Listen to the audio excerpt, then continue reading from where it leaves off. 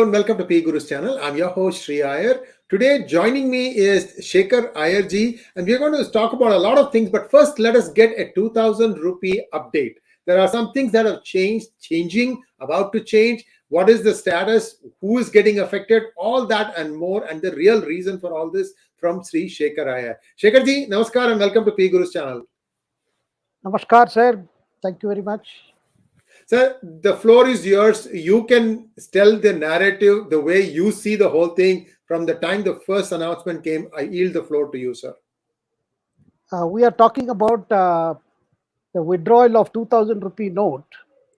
When the announcement first came, people mistook it for a ban. They thought it was another demonetization move. So since then, it has been clarified that this is not. It's not note bandi, but the note badla. I mean, you have to only come and exchange your old currencies for a new denominations. That's all. But from the way it appears in the last, it's the banks opened yesterday. First day was the first day. I mean, May 23rd was the first day for bringing in. So we saw a lot of people coming. Of course, there was no queues, long queues, or any big commotion.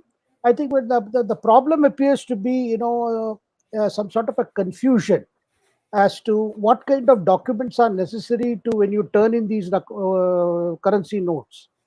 Well, if you are going to your own bank account, I mean, to your own branches, I think there doesn't seem to be a problem. People are just, and if the amount is just, a few, less than 10 or less than 10 note, 10 numbers of 2000 rupee note, then there is not a problem.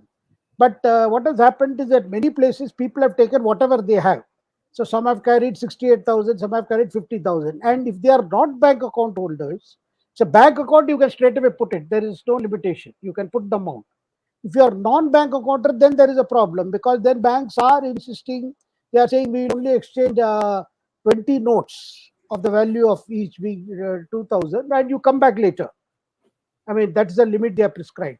And seeing this commotion, confusion, State Bank has issued a saying that we are not insisting on any, any identity. We are not asking for any number. But the branches at the branch level, I think whether the message has not got down or it's a rear guard action, I do not know. But at the branch level, they are taking the telephone numbers or, PAN number or something. Of course, in private banks, if it is a non-bank account holder, they are asking for all details. That is why you had the RBI governor himself yesterday, talking to the media to say not to worry. And there is also a bit fear about the deadline, the September 30th deadline. Now, is this deadline, uh, is it a firm deadline or will it get extended? Because some questions were put to the RBI governor as to people who are residing abroad. See, many people who have gone abroad to stay with the children are visiting the families. They may not come back by September 30th. So what do? Uh, the RBI governor did not, say in so many words that, deadline could be extended in those cases. But all he said was, look, we are going to take into account all such problems, which means there is no hard and fast decision as yet as to the deadline. But I can sense one thing, Shreya, I think authorities, though they are calling it only a clean note operation, we're withdrawing these old notes and gradually, taking away the 2000 rupee note from the system. But obviously, the law enforcing angle is also there. Of course, you have had Chidambaram and others, taking a pot shot at the government, saying if you're only changing the clean note, where is the question of catching the black money? And it is coming from people like P. Chidambaram. So what is this whole drama about? I think sir, two purposes are there. I mean, they wanted to withdraw the 2000 system, and soon after the Karnataka election, as we discussed last time, a lot of those people who are very upset are politicians because and you have had on the Twitter also some people who are very close to the Congress arguing what happens if somebody has a 2 crore uh, value worth of currency notes of 2000 denomination. What do they do? So people are asking, why would anybody keep 2 crore, kind of amount? No, it may be needed in real. So obviously, it is the big fish who seem to be more worried because how to turn in this amount and how to. If you have a bank account, you can put it. But when the moment you put it in a bank account, We know for sure, sir, the income tax department has a system, where their own any transaction, any high volume transaction in any account, any part of the country, it automatically gets highlighted for the local IT circle to take note and then to send the queries. It's an automatic thing. I mean, it's a computer generated highlighter that comes if it's a high volume. So normally they start checking. So definitely, if you have a lot of money which you have not accounted for, you have not shown, and if it is going to run into crores, I mean, 1 crore or 2 crore, whatever, I think you will be subject to scrutiny. There is no yeah. But at the same time, government is keeping it flexible because they don't want a repeat of the criticism that happened when the manner in which the previous demonetization was handled, when ATMs could not cope up. This time there is no such problem because the currency involved is only less than 10% and most people don't have.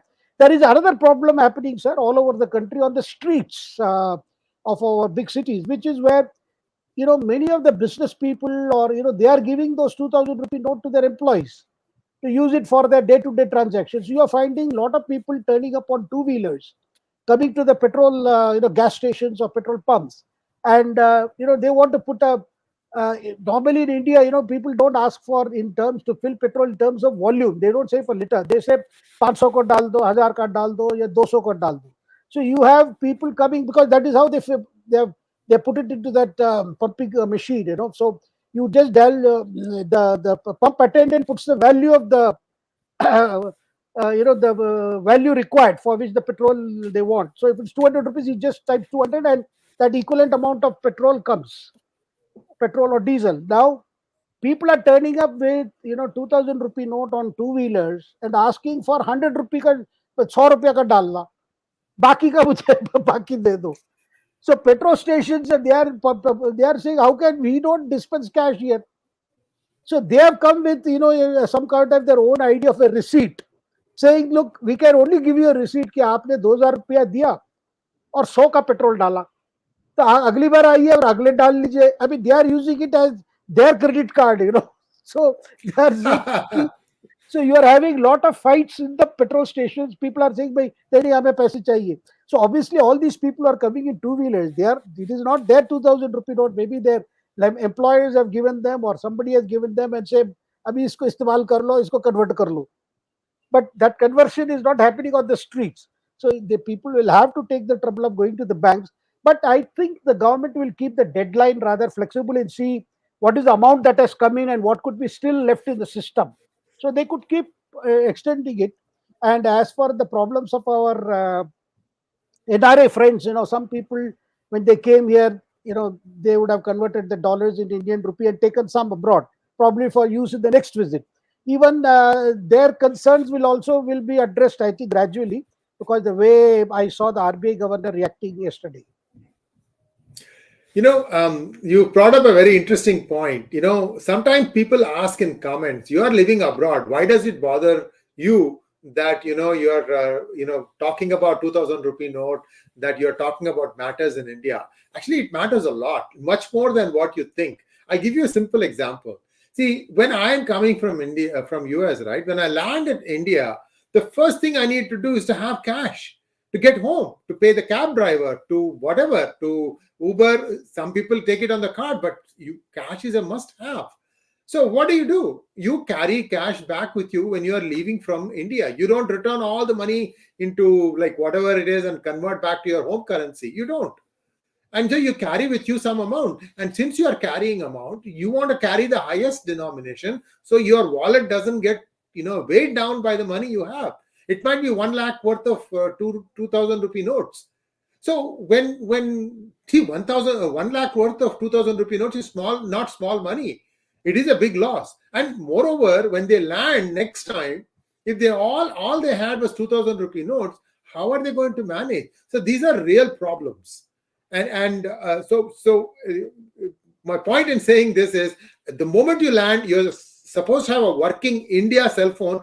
How you can do that, I don't know. But for 90% of the work, you need a local number. You need a local cell number that works. You have come from abroad. And then you need cash, and you need to probably have all denominations now.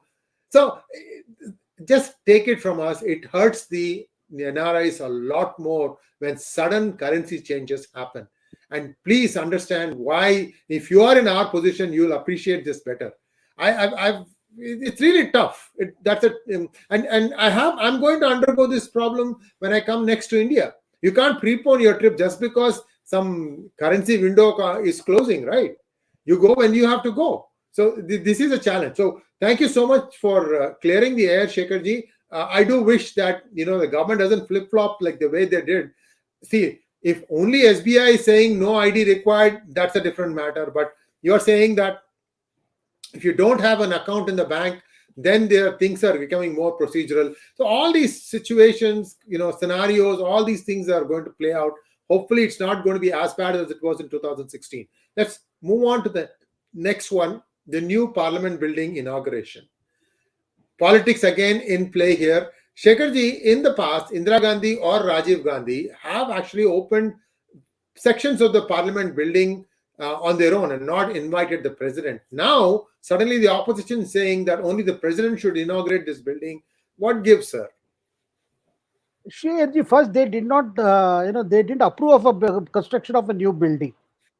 I mean, they opposed even the building, saying that this is an exercise in, Prime Minister's vanity. The whole building was necessary.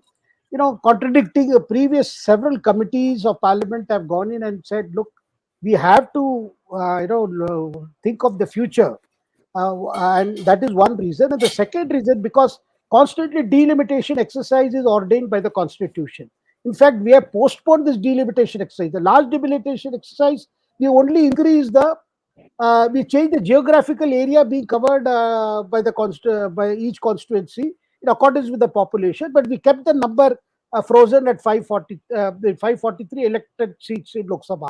But now that that was postponed for 10 years, so by 2026 you have to start a delimitation exercise whereby, given our growing population, your Lok Sabha could be having anywhere between 750 to 800 members of parliament, because you have to redraw the constituency and you have to increase the number also.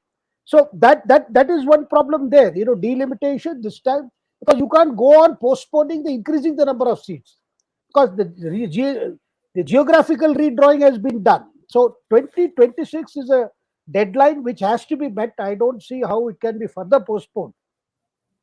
So obviously, taking into account, this new building has been conceived, and also the fact that the building which was constructed is part of the British Raj, a heritage left behind by the British Raj. It was opened in 1927. That building, Shri Ayerji, has required a lot of maintenance, and I am willing to even risk saying this. A lot of people have made money in the name of maintaining that building. I mean, every time I remember, a parliament session starts, they will spend a lot of money in sprucing it up, fixing leaks, and also safety. That building was constructed at a time where the modern safety, regulations and stipulations that did not exist. So, of course, there have been very minor incidents involving, fire and all that, but the fact that a canteen has been functioning there, you have so many offices of the political parties, and there are numerous other offices which keep records, parliamentary things. There are so many things there.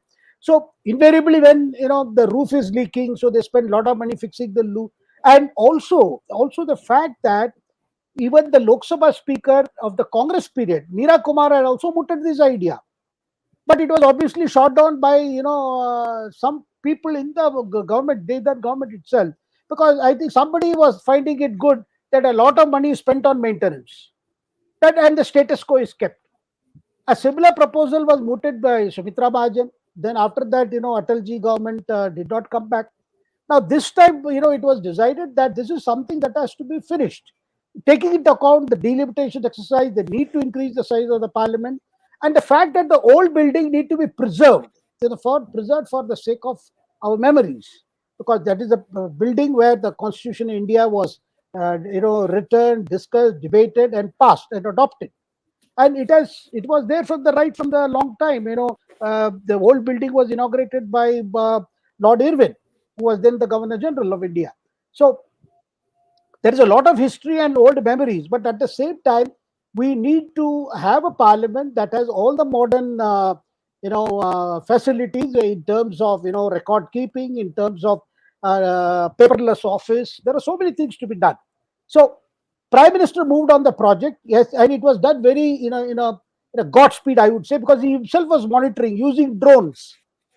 I mean, can you believe the Prime Minister got drones to fly over the construction site and was looking at what is the progress of work, and he was constantly asking the minister in charge, say in this case Hardeep Puri, to give him, and he himself made surprise visits in the middle of the night to see what kind of work is going on. And the companies that were executing the projects were told, that things had to, the deadline had to be stuck, and the building is ready, and it has been done in a record time of 2 years. Now the problem is having branded this whole project as a waste of money, and because this is supposed to be part of the Central Vista project, which is again already the Rajpath, which has become Kartavya Path, that was opened recently. So the opposition campaign has been on that.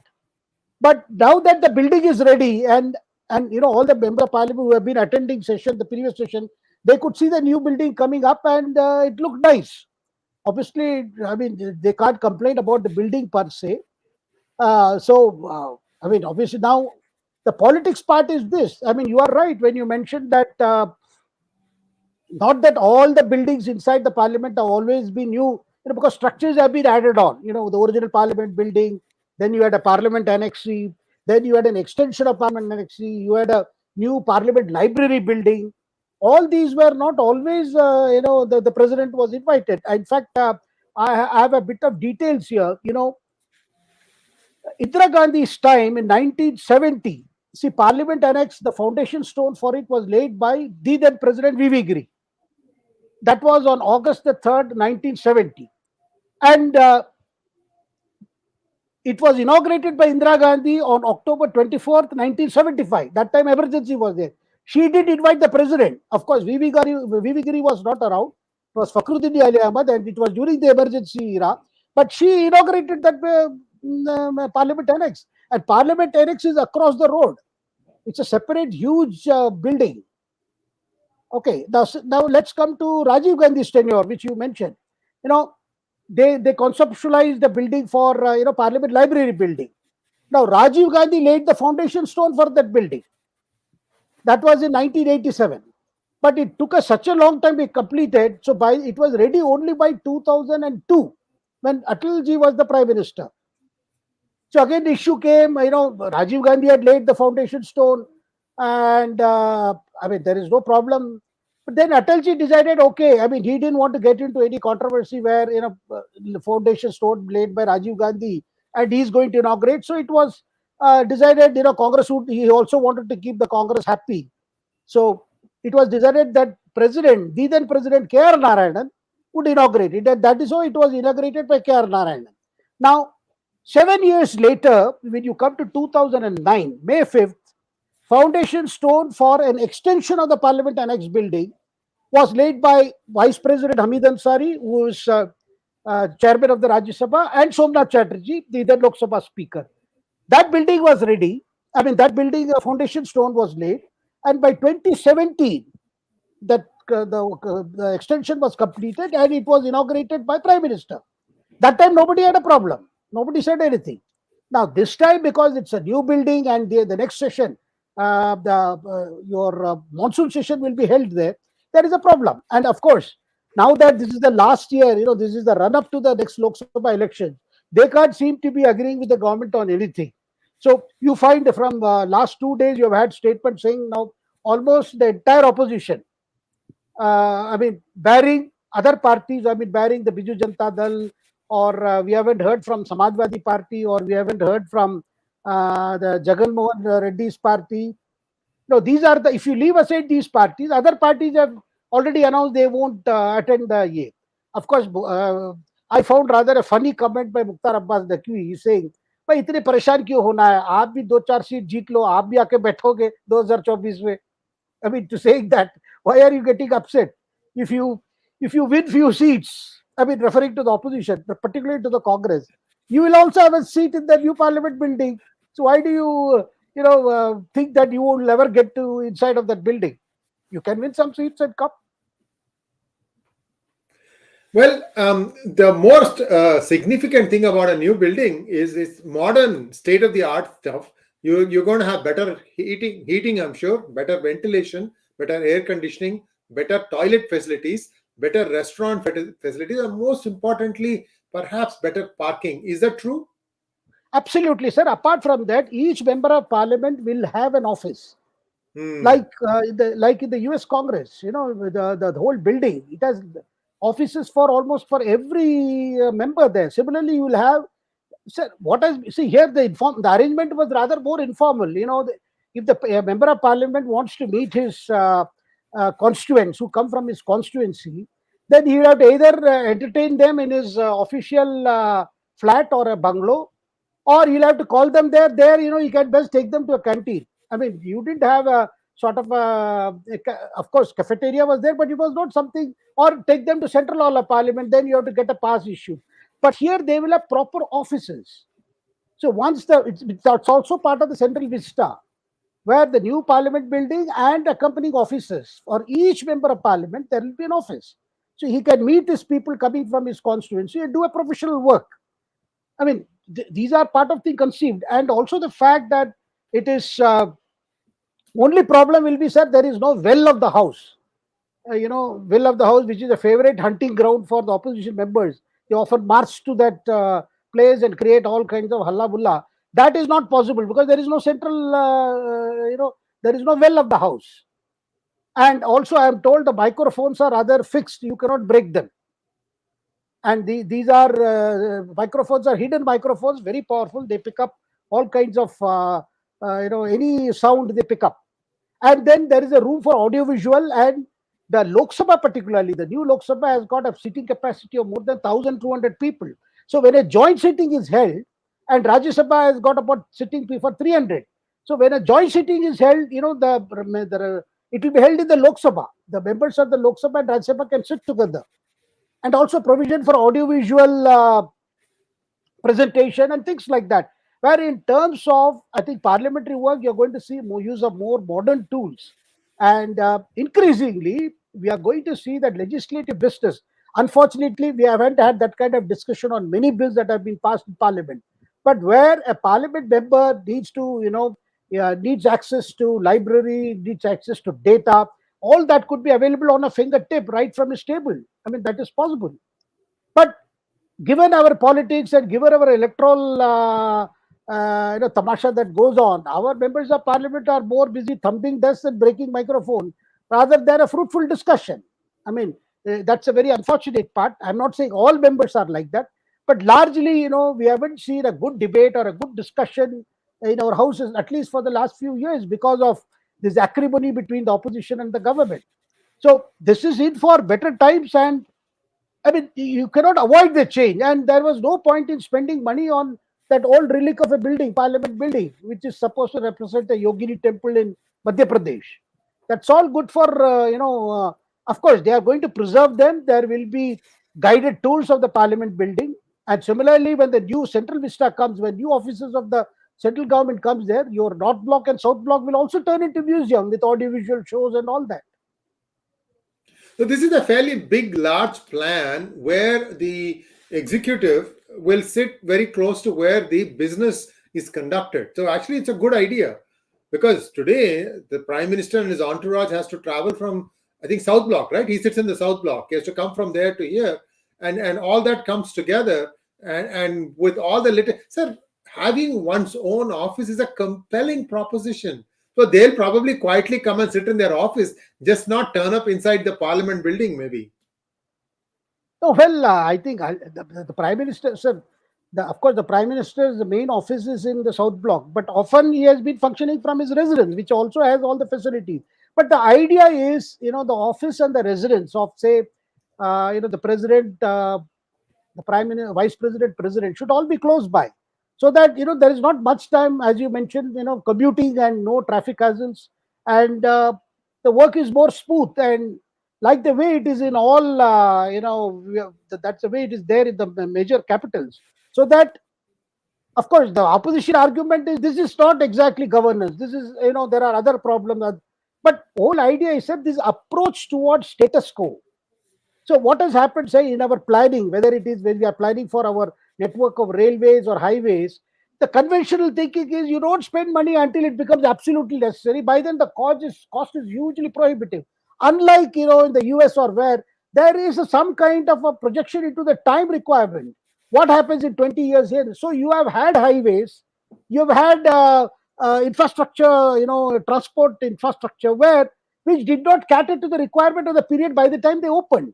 Apart from cost escalation because of prolonged delays, you also ended up having a highway, let us say, and the volume of traffic which you never envisaged. So those are changing because that is a direction from the Prime Minister, particularly when it comes to infrastructure project. You plan 20 years ahead. What will be the traffic at that time? What that is how said the projects like which is coming up like high speed, rail connectivity to Delhi from the neighboring region. The first one will be from Meerut to Delhi. That will be high speed rail link.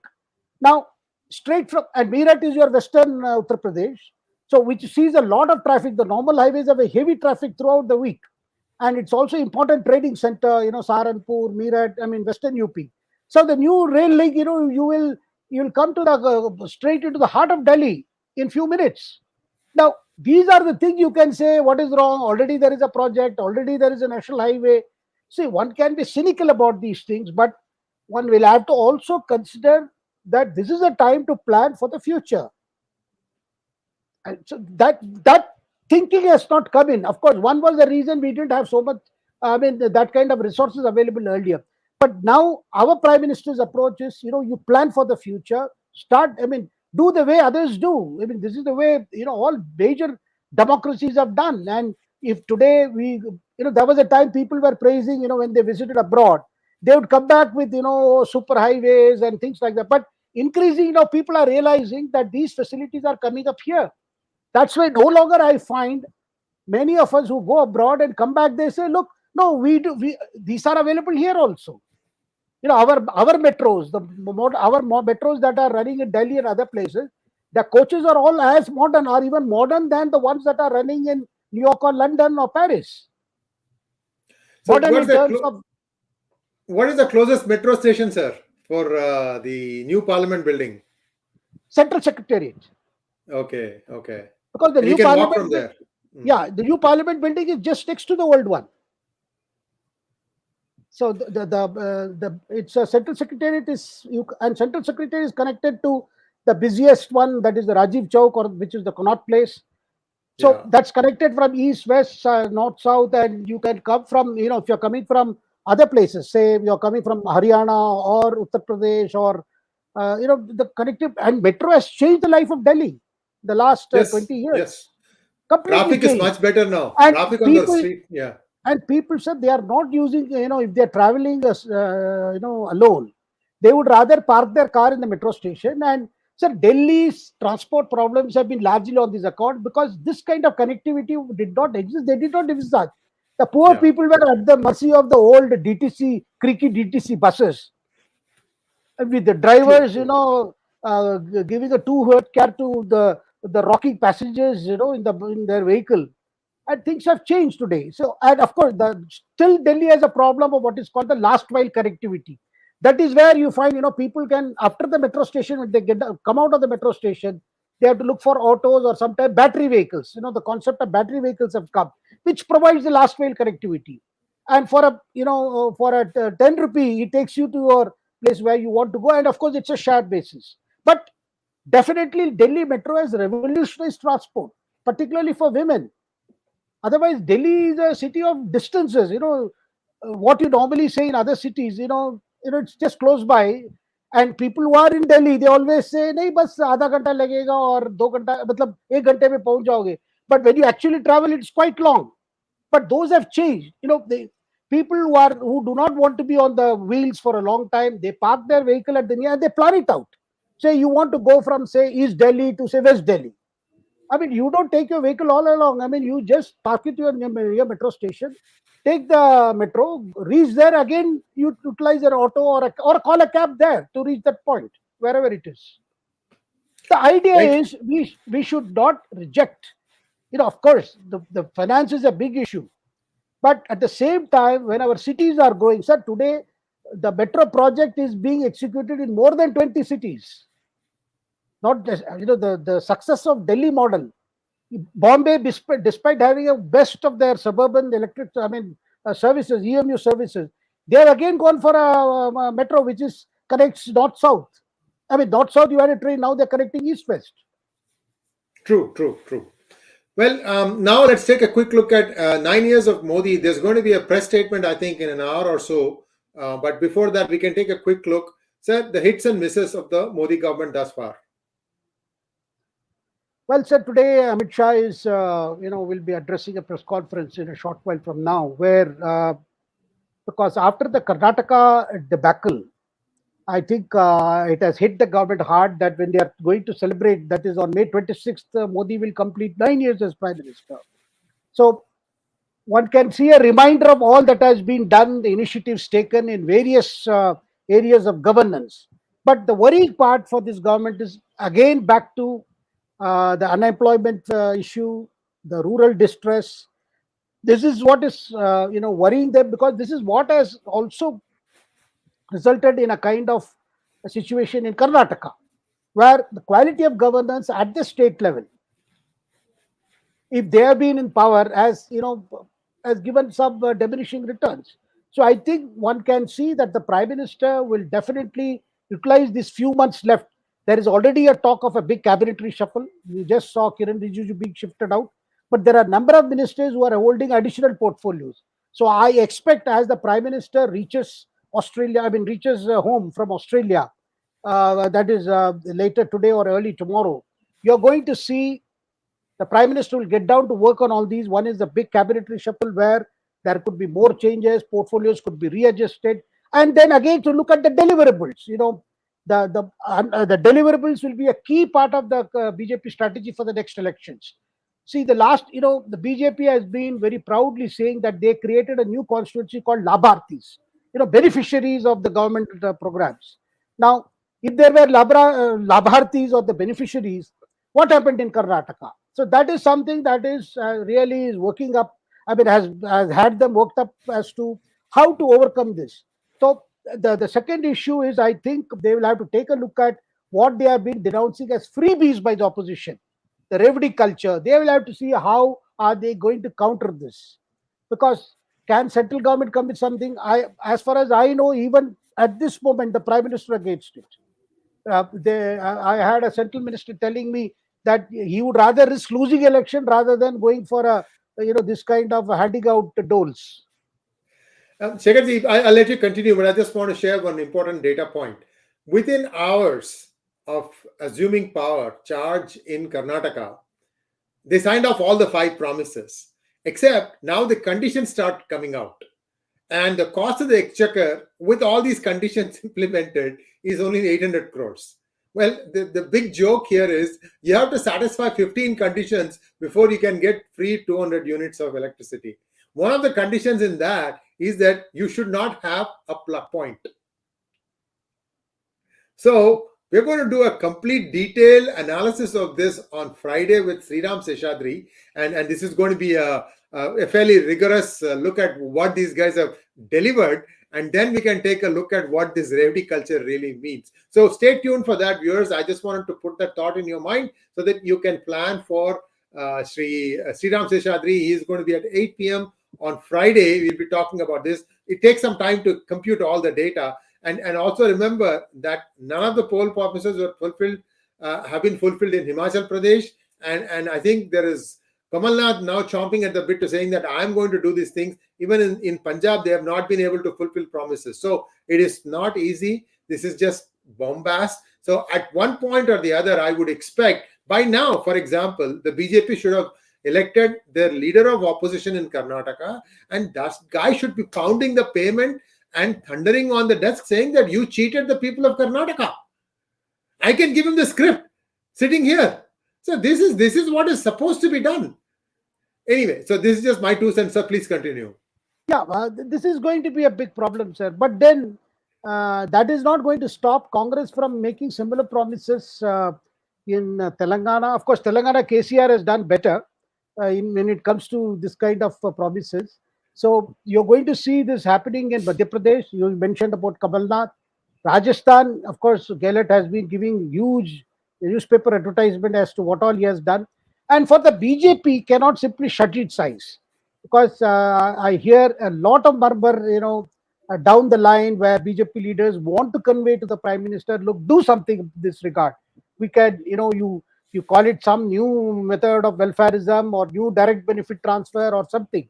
Because even in Karnataka, the people are, it's not very clear whether the 2,000 rupees that is to be given under the Graha Lakshmi scheme will use the direct benefit route, whether the amount will be paid to the bank account, or you want to go back to the old system of somebody, dishing out the cash at the panchayat level, or somebody, taking a cut. One doesn't know what is in yeah, what's on cards. So there has to be a response from the BJP, sir, because I don't think the answer, because Himachal it happened, and also this old pension scheme.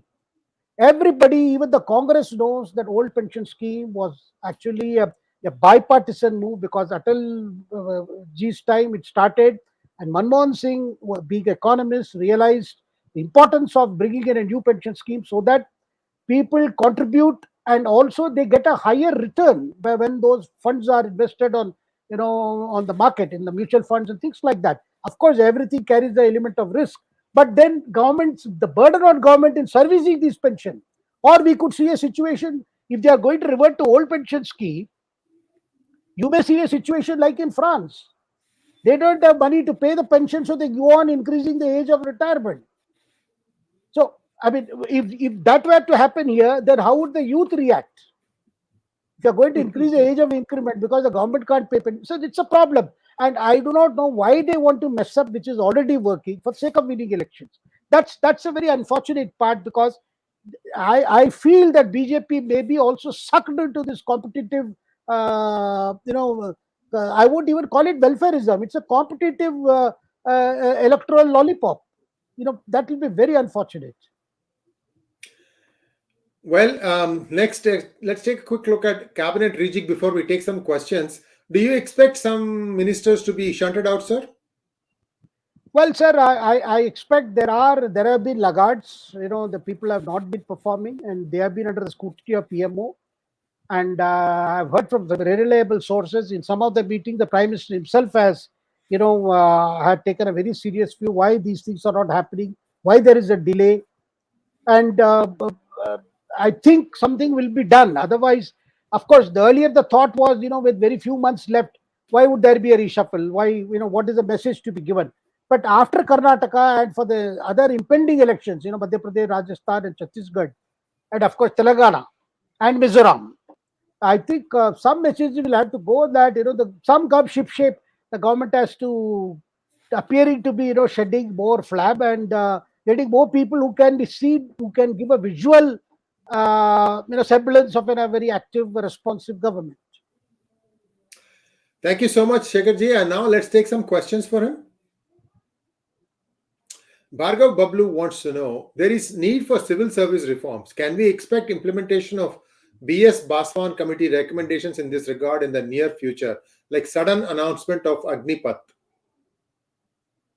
Well, may not be like Agnipath, but you're already seeing in terms of evaluation of officers. Prime Minister Modi went in for this 360-degree kind of evaluation, for considering middle level officers and senior officers for important posts. Of course, there was a lot of resentment, but then the Prime Minister realized that, you will have to apply a carrot and stick policy. You have to identify officers who perform, and give them encouragement, promote them. That has been happening. At the same time, from the bureaucracy, I will also like to share what the bureaucrats feel. The bureaucrats feel, that there are so many projects taken up at a time. I mean, because the Prime Minister is keen that everything gets going, and he wants this, the second term also to end with a lot of things having been done for the first time by any government. So there is a pressure on them to, move from one project to another project without, fully paying attention to the execution of the first project. This I've heard from bureaucrats. They say, look, they could have just taken up 10 things and ensured completion of the 10 things, then moved on to the next 10. But what has happened is, the PM being keen on firing on all cylinders and things moving at a fast rate. Because Modi's experience has been, sir, that he feels there is a tendency among bureaucrats. Most of them occupy senior position and they are close to retirement. They have a year or two left.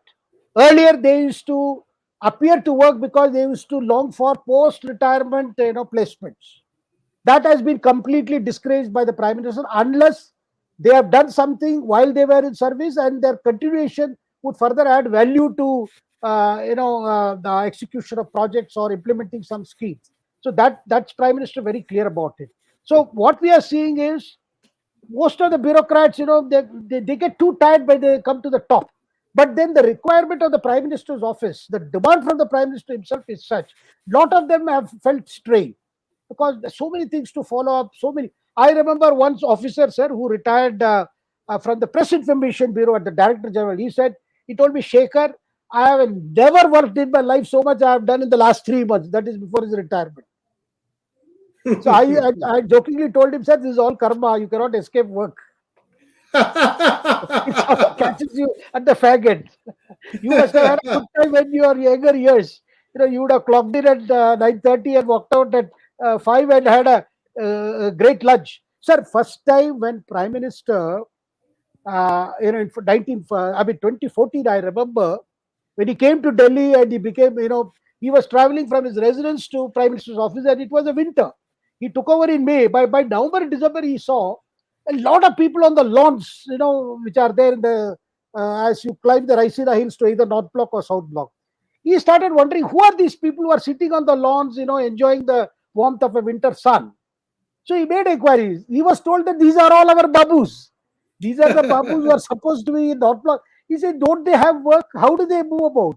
So that is the time he immediately, he wanted this, Card entry.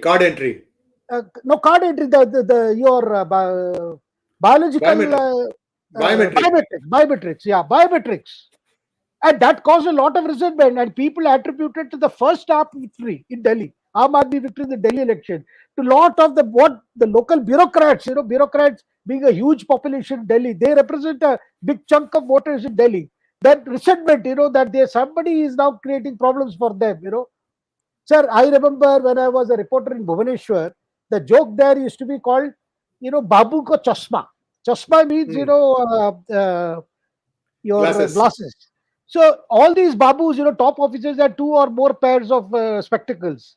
They would come to the office, leave they would leave the pen open and they would leave their spectacles and go back to whatever they're doing at home or somewhere. So every time somebody would pop into their room, they will think that the babu is in a meeting. And they would land after. So it is to be called, babu ko chasma. The chasma which was always left open on the table, and even the pen would be left open. No matter, even if those days they were fountain pens, the ink would dry. Doesn't matter. Next question, please. Ashok Khanna wants to know, in Telangana, a new legislative assembly has come up. The governor did not inaugurate, but KCR did. Why? Sir, Telangana case is more of a Vastu, astrology, all kinds of other mumbo jumbo involved in creating new buildings.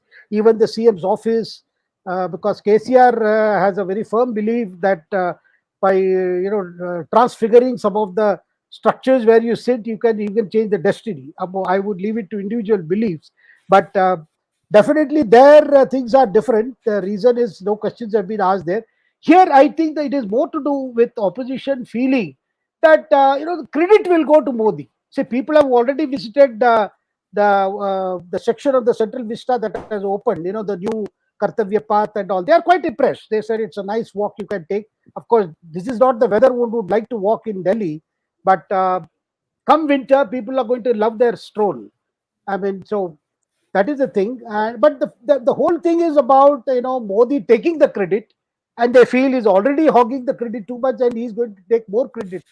But he has done the work, though. He has done the work. Sir, that is our problem, sir. Here, you can earn a good name without doing any work.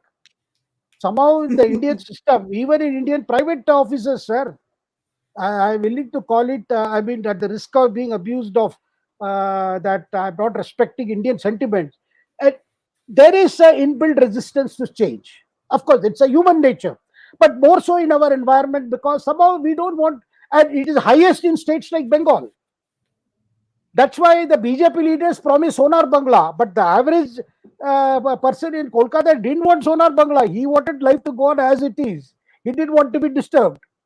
Sir, there is a famous joke, we often talk about, that an American landed here and he found everybody, loitering about or lazing in the park. So he said, "Why are you like this? You should work hard, earn more money, and then you'll have time to relax." So the reply was, "We are already doing that. We are already enjoying this moment. So why put it off, work hard more, save money, and do it?" So in terms of, you see, that is something that the Prime Minister has been facing. But Prime Minister's approach has been different, sir. If you look at the meetings he talks, he says the same bureaucracy has started performing. The same, the civil structure is delivering results in, say, his novel concept of more than 100 odd districts, which were most backward, where development had not reached even after so many years. So he called a meeting of those officers who started out as a district collector in those places and who have risen up to chief secretary level or secretary to the government of India. And a scheme was, rolled on, which is on now, which is called the aspirational districts. So attention to pay to more than 100, 150 districts, where, all the care that has not been given for so many years of neglect, due to so many years of neglect, they started providing those facilities. And that is supposed to be one of the major flagship projects where these districts were taken up. And Prime Minister feels, look, I am able to get work things done, but then it requires a lot of carrot and sometimes a lot of stick also. Well, one good thing that the BJP government has done, and again, nothing comes out. They identified the strength of each district. This district can really do well in this particular sector, and they have encouraged, gone about doing this. Okay, if it is fisheries, give as much frozen facilities as possible, build ship ports. You get the idea. There has been that concentrated effort at a district level to try and identify what that district can really do well and encourage that. So that's a very good idea. And I think the whole process of thinking, the way it's going, and the way this linguistic chauvinism has taken over, especially states like Tamil Nadu, at some point in the future, you're going to have districts reporting straight to the central structure. The state governments are not needed anymore, especially after GST. The finance ministry is not needed. The money is already fixed. This is the whole, no jugaad can be done at the state level, guys. These guys, all they are trying to do is not allow the center to take over GST for petrol and liquor, because those are the big Malai departments. If those are taken and embedded into the complete GST, then there is no need for finance minister. One minister out. And likewise, if education becomes central, it should not be concurrent list. I totally disagree with that. And let the center look not at the state level but at the district level. Belgaum, for example, equal emphasis for Marathi as well as Kannada. Hyderabad may be Hindi and Urdu and Telugu. You see, that level of granularity needs to be looked at. So this is just, maybe not in my lifetime, Shekharji, but, those are things that we should look forward to. Anyway, let's take the next question. Rajiv Menon wants to know, why can't the president put a stop to all this babbling by simply stating that she has no problem with the PM inaugurating? No, I don't think that's inaugurating the building. Go ahead, sir. Well, I don't think president would like to get into a political controversy, of this sort, because that's what the opposition would like. Then they would say the prime minister forced the president to say this. There is no end to it. So at best, these are ignored and things will move on, because there is no such problem. Of course, the president will be visiting the building when she will be inaugurating a new session of parliament. That is after the next Lok Sabha elections. Next question, please. Maya Jagannathan wants to know, will Kejriwal be up to more shenanigans to prevent the ordinance to come into force? If so, then what will the theatrics be? How will center respond to it? Sir, right now there is no theatrics. He is falling at the feet of all the opposition leaders. He has fallen at the feet of the Congress. He went to Calcutta yesterday. He fell at the feet of Mamata. It's figuratively and literally, bas pair pakadna kaam hai, because this ordinance has to be somehow blocked. So Mamata has given support, but Congress, he met Kharge and others, but The initial responses were they were ready to do something, but subsequently the way the Congress units of Punjab and Delhi have reacted, saying how can we show any kindness to these Aam Aadmi people?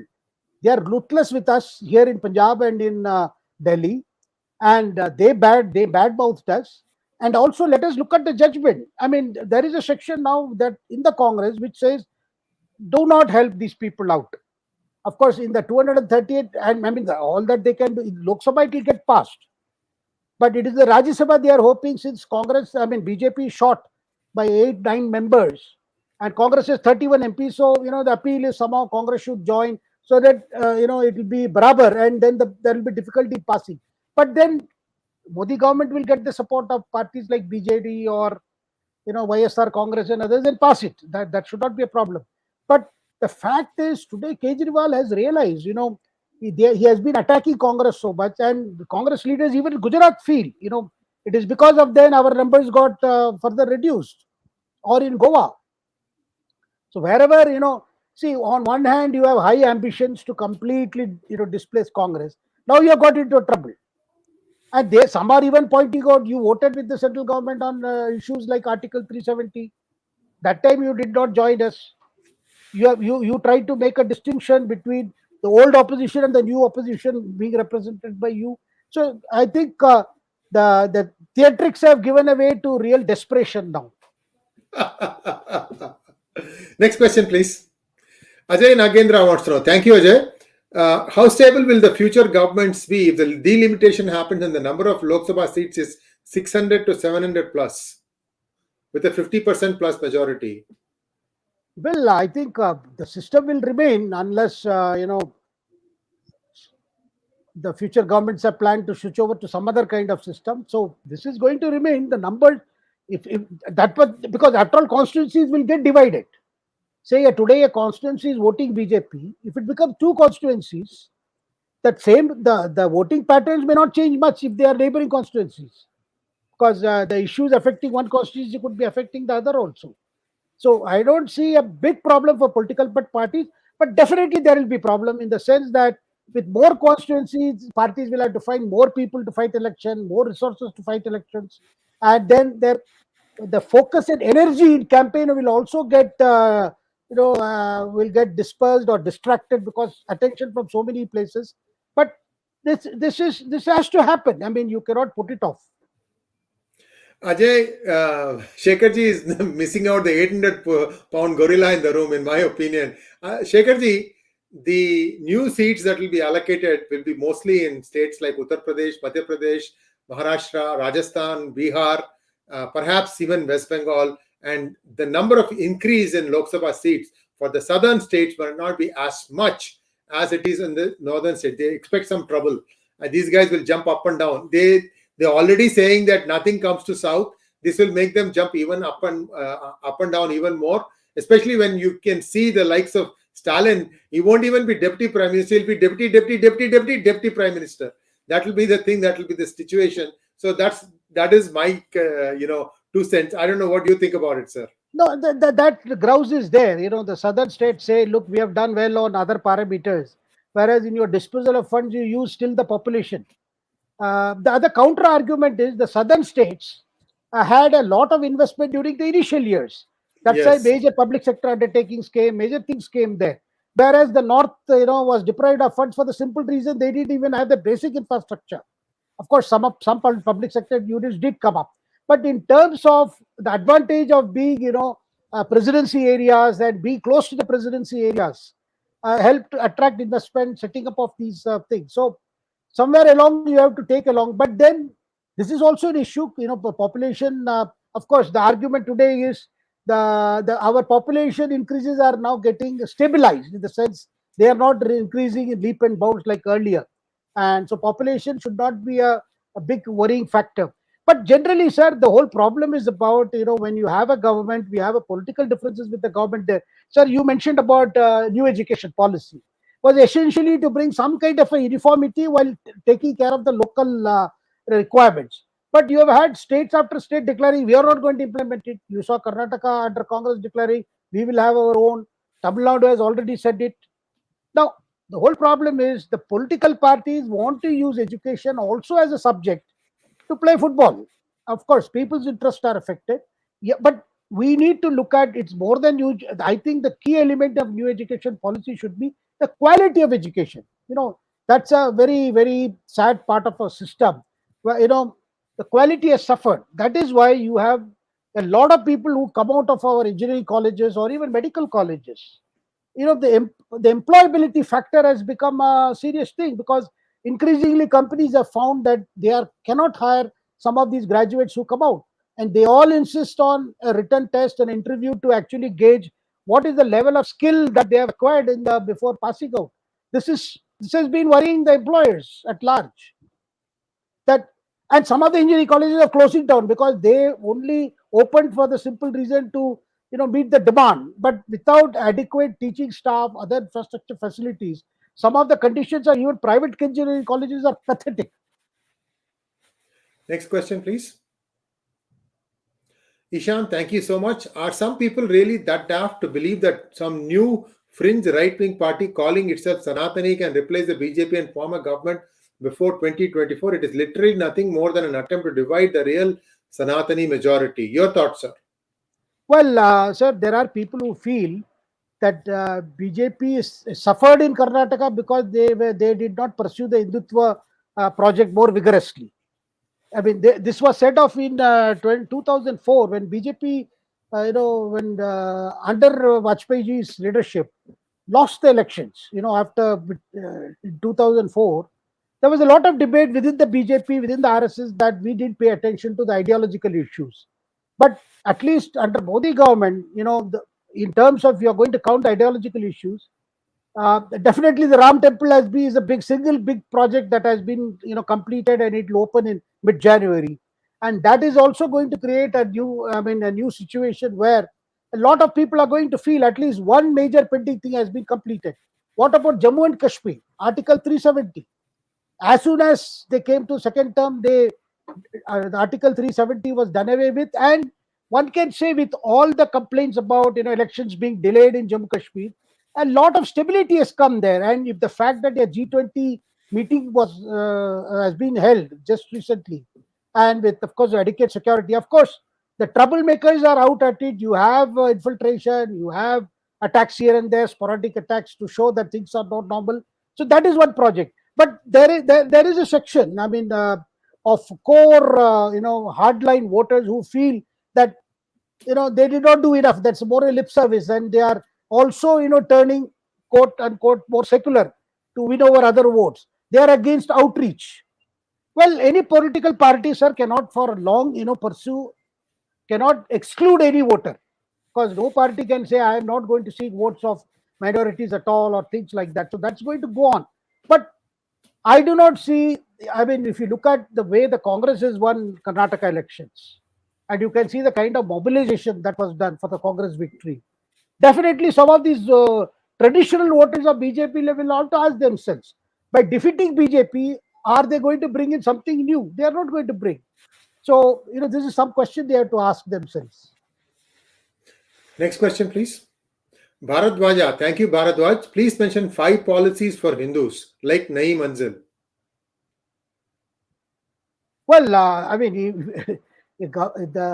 there are a number of things that has happened, which you cannot say that. If you look at areas like the kind of economic liberalization measures that have come, since the bulk of the population are Hindus here, can one say that this is not going to benefit Hindus at all? So I think we should also stop thinking in terms of what has been done to Hindus. I think more you do that, at least Hindus are not going to unite for the BJP. But the opposite is going to happen, as you saw in Karnataka. And that is not going to augur well for anybody.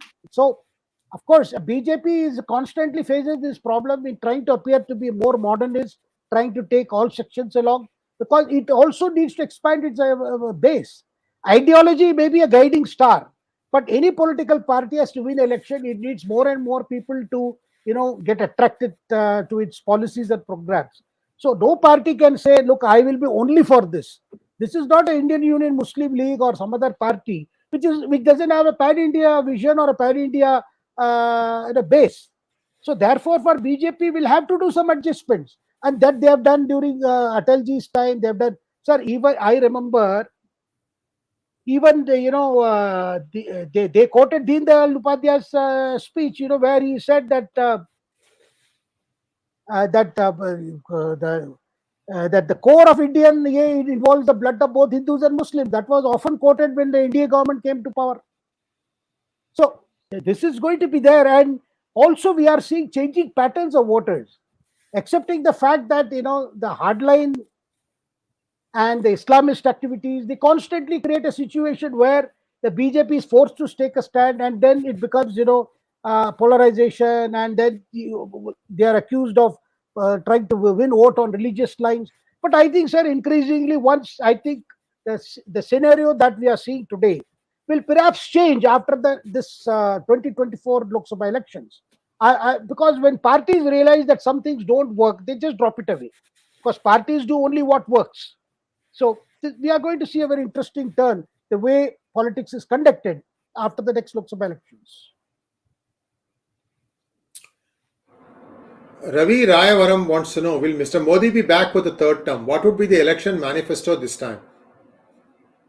Well, even all the surveys that are being done, opinion polls that have been done, even post Karnataka elections, are still indicating a big edge for the Prime Minister. There is no doubt about it. But at the same time, the Congress is catching up, but not to that extent. Rahul has been riding on trucks after his Bharat Jodo Yatra, trying to meet more people. But then there is a huge problem in the opposition, which is, apart from the fact that they can unite only for the sake of removing Modi, they are not able to agree on many other things. And this is going to go on till the next election. It's going to be difficult. So there is advantage, but at the same time, the BJP also feels a need to reinvent itself. It has to sell fresh dreams, because you cannot say, I have done this much, and you can't rest on your laurels, if any, because the challenges are constantly there. So 2024 will see perhaps the BJP again coming back, maybe with reduced numbers. But between now and elections is a long time, and a lot of things happen in politics, during that period. Next question, please. Dakshinamurthy wants to know, is Tamil Risai Madam returning to electoral politics? Well, Dakshinamurthy sir, we have been hearing for some time that some governors may return to politics. Apart from the mention of the Telangana governor, I have heard Ramesh Bains, who is the Maharashtra governor. He belongs to Chattisgarh. There was a lot of talk, perhaps with BJP finding possibility of senior leaders to head the Chattisgarh campaign, he could come back. But I'm not too sure whether this is the plan, or they are working at bringing more new faces to head the campaign. But these two names one has heard, particularly Ramesh Bains of Chhattisgarh, who is now the Maharashtra governor, who replaced Bhagat Singh Koshiyari. Next question, please. Nagaraju Addagulla. Why this opposition boycotting new parliament? Is it not like killing democracy by boycotting? The new building showcases our own culture and not British. Sir, our leaders are also very, as we discussed, they are very jealous and envious of, that their only worry is that he should not get credit. So every situation, every occasion, they are going to oppose him for the opposition's sake. Of course, this today's, the announcement of boycotting the function, nothing. When the parliament building is open, next session they will all be inside and looking for what to break. Especially when food is only served in the new building. Thank you so much, Shekhar ji. As always, a pleasure having you, sir. Please, viewers, like, share, and subscribe to our channel. Don't forget to click on the bell button for notifications. Namaskar.